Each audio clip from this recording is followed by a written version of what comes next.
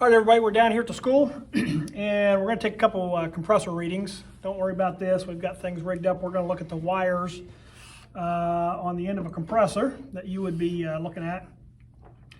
As we identified these earlier, we got red is run, black is common, and Y is start. So, I'm sorry, yellow is start. So the overload is in between the common wire and these two other loads, so these other two wires.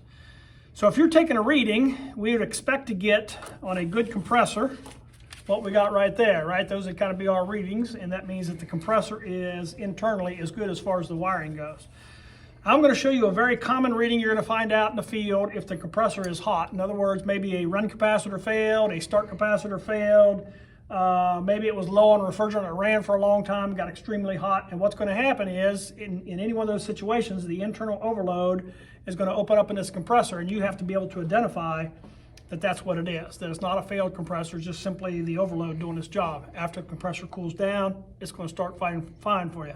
You have to figure out what's wrong, right? Change the capacitor, whatever the case may be, but here is the classic reading. So let's go ahead. I'm going to take a reading between the black wire, which is common, and then I'm going to read the run wire. So let's see what we get. We got infinite, right? So that means there is no connection between common and run. And then I'm going to go ahead and leave my common wire hooked up, and I'm now going to connect to my yellow wire, which is start. And again, I'm connected, and now I've got infinite. So that tells me right there there's no connection between the common post and run or the common post and start. Now here's the last reading you have to take to make sure it's the overload. So those are your two readings that would tell you something's not right here. And now we're going to go to run and start. So I've got the yellow wire connected, which is start. I'm going to connect my red wire. So now I'm between run and start. And what do I get? Three.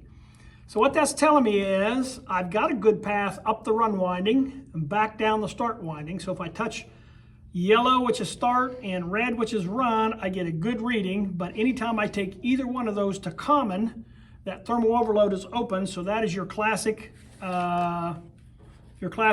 So I'll kind of write it out here. Common, start, run, infinite, 3 ohms. So if you can see down there, I've got common, start, run. So if you go common to start, I'm going to get the infinite reading. If you go common to run, I'm going to get infinite. But anytime I go up through run and down to start, I'm going to get my normal reading, which is 3.0 in this case. Okay, that's your classic open overload. You need to memorize that and know what that is. That's your classic open overload. All right, thanks.